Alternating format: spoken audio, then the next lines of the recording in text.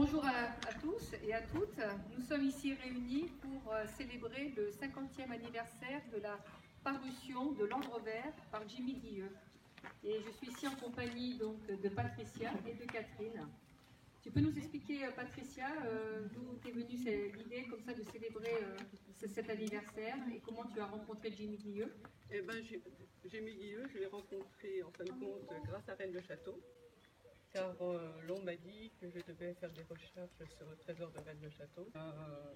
Donc on m'avait passé un livre sur la buissonnière et j'ai vraiment craqué. Et un jour j'ai eu un livre qui parlait de Jimmy Guilleux, surtout sur ses cassettes des Portes du Futur.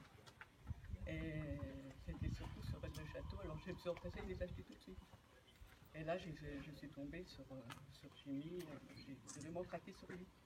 J'ai acheté aussi ses romans, sa fiction. Et le premier, c'est justement L'Andre Vert. Voilà. Et donc, après, j'en ai racheté d'autres. J'ai acheté toute la collection des Portes du Futur.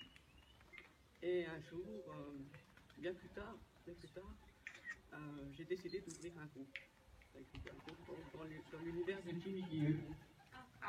Dans l'univers de Jimmy Guilleux. Et là, ça a marché beaucoup. Et on a décidé, donc avec Eridan, de faire son 50e anniversaire de L'Andre Vert ici à Montfort. Ce que tu oublies de dire, c'est que tu m'as réveillée à 4 h du matin parce que tu m'as dit il faut que j'ouvre un groupe sur Jimmy Guilleux. J'étais à moitié endormie, j'ai dit comment ça? Oui, il faut que je l'ouvre tout de suite. Tu peux pas attendre demain? Elle me dit non, on m'a dit de le faire tout de suite, je le fais. À 4 h du matin. Mais alors je pense que Jimmy a dû me guider pour ouvrir son groupe. Oui, je pense. Voilà. Tu as beaucoup de followers sur ce groupe? Oui, on est 1500 et quelques membres. Ouais. Tu peux nous rappeler, Jimmy Guilleux, il est décédé quand exactement? Il est décédé le 2 janvier 2000. Le 2 janvier 2000? Oui. Oui, ça fait donc 19 ans qu'il est décédé et il aurait eu 92 ans. C'est vrai que quand on regarde les vidéos de Jimmy Guilleux, que ce soit sur le mystère du Var et de l'autre, parce que lui, justement, il avait fait le lien entre ces deux régions, qui ont beaucoup de points en commun. Et je trouve que c'est, bon, peut-être la musique ou quelques détails sont un petit peu datés, mais franchement, en matière de fond, ça n'a pas pris une ride. Non, c'est vrai, c'est toujours d'actualité. J'ai même l'impression que c'est encore bien plus la vérité maintenant. Ce qu'il nous disait il y a 50 ans, ça se passe ici, maintenant. Oui, ça je suis d'accord avec toi. On a l'impression qu'il était vraiment proche d'une certaine divulgation et oui. C'est malheureux. Oui, c'est malheureux, il n'a pas pu tout dire. Moi je pense qu'il avait des vérités qu'il n'a pas pu dire. Ou on l'a empêché de dire. Il n'a pas pu les exprimer. Le saura-t-on un jour? Je ne sais pas. D'après tes recherches, vers la fin, il s'attachait plus à la région du Var ou alors plus à la région de Rennes le Château, Bucarache? J'ai l'impression qu'il s'était attaché aux deux. Il était attaché aux deux, autant sur Montfort que dans le Var, que dans le Verdon, partout. Il allait partout, il se déplaçait partout. Il allait déjà en Amérique, au Canada. Il rencontrait beaucoup de grands ufologues. Et donc ces grands ufologues-là, lui ont dit des choses aussi. Ils ont dit certaines vérités. Il y avait quand même une race extraterrestre de filles qui existait ici, dans le Verdon. Et là, il a commencé à faire ses recherches. C'était le premier à dire ça. Oui, après le château, c'est pareil aussi. Donc, est-ce qu'il les a découverts? Est-ce qu'il les a vus? Mais il en parle beaucoup quand même dans ses romans et dans ses livres aussi. Il s'apprêtait à publier un livre, un nouveau livre, lorsqu'il est décédé. Oui, alors ça c'est La vérité sous le camp, la terre, ma vérité sous le camp. Oui. Alors ça, celui-là, il n'a jamais été publié. On le trouve peut-être en PDF, un petit peu sur Internet, je pense. Et là, je pense qu'il dit des choses aussi. Tu peux en dire un peu plus sur le contenu de ce dernier livre? Non, parce que moi je ne l'ai pas. Malheureusement, il faudrait que je le trouve. Mais est-ce qu'on peut l'acheter? Je ne sais pas. Je ne pense pas. Non, je disais que sur Internet, il faut vraiment le chercher et encore, on ne le trouve pas parce qu'il y a des fois, c'est marqué le contenu de ce livre n'est pas accessible. Et sa dernière femme n'a jamais voulu le publier. Le micro plus près. Non, je disais que le livre, si on le cherche sur Internet, des fois c'est marqué le contenu de ce livre n'est pas accessible. Parce que sa dernière femme n'a jamais voulu qu'on le publie.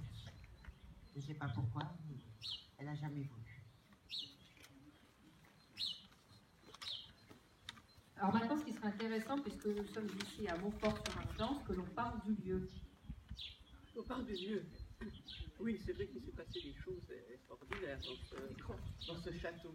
Jimmy a eu quand même des phénomènes. J'ai quelqu'un qui m'a raconté quelque chose tout à l'heure. Il était là dans ce château, il dormait dans une salle en haut, et il a vu tout d'un coup la couverture qui sont descendus doucement. Ils sont restés figés dans le lit, mais voilà, il y a eu des choses extraordinaires dans ce château.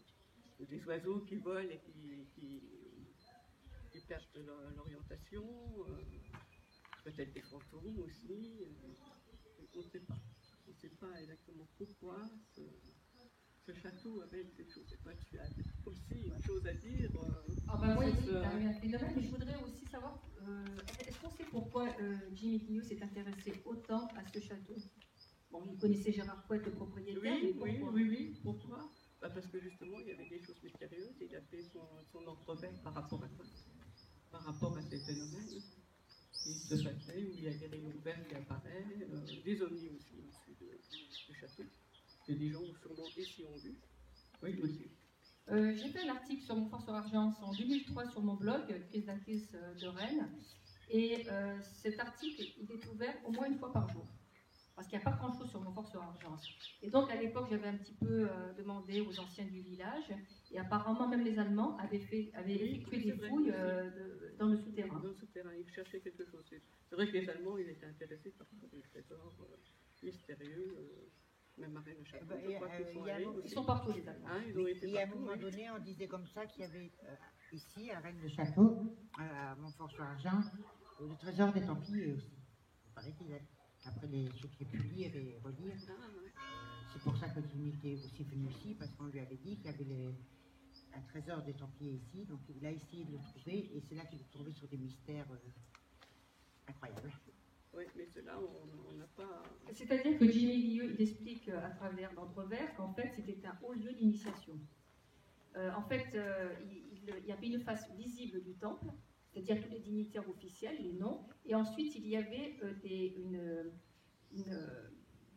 il y avait un groupe, un cercle de Templiers, et ensuite hospitaliers qui n'étaient pas connus, qui n'étaient pas officiellement nommés, mais qui eux continuaient à travailler dans l'ombre. Donc il parle d'une règle secrète, du fameux Rosselin de Fos, et donc pour lui, ce lieu avait une importance. Personnellement, il nous est arrivé un phénomène bizarre, c'était il y a 2 ans, Jean-Luc, 2-3 ans. En fait, mon premier reportage, c'était Montfort-sur-Argence. Et donc, je commençais à faire, je commençais à parler de l'historique du lieu. Et à un moment donné, la caméra, elle s'est arrêtée d'un coup. Et ensuite, toutes les photos qui sont sorties, elles étaient vertes. Oui, tu me les as envoyées, j'ai vu. Tu les as vues, les photos. Et donc ensuite, Jean-Luc est allé, c'était de Marc Sony, qui est allé le faire réparer. Et le technicien a dit qu'il ne comprenait pas l'origine de la panne. Il n'avait jamais vu ça. Donc ensuite, après, ça a été réparé. Mais bon, alors pour moi, c'est un petit clin d'œil parce que je suis très attachée à un personnage hospitalier de l'ordre de Saint-Jean-de-Jérusalem exactement, qui s'appelle Élion de Villeneuve. Et il s'avère que Élion de Villeneuve a habité dans cette demeure. Et d'après certaines personnes qui ont visité le château, dans la salle principale, il y avait 2 tableaux. Un tableau de Roselyne et un tableau d'Élion de Villeneuve. D'accord. Et tu penses qu'il y ait toujours ce tableau? Malheureusement, on ne peut pas visiter ce château, mais il paraît que c'est magnifique. Il y a un escalier à vis, il y a une salle capitulaire encore, qui est dans les souterrains, et il y a justement une magnifique cheminée. Mais probablement ces tableaux y sont, mais je ne perds pas espoir un jour de pouvoir entrer à l'intérieur. C'est vrai que c'est un bonheur.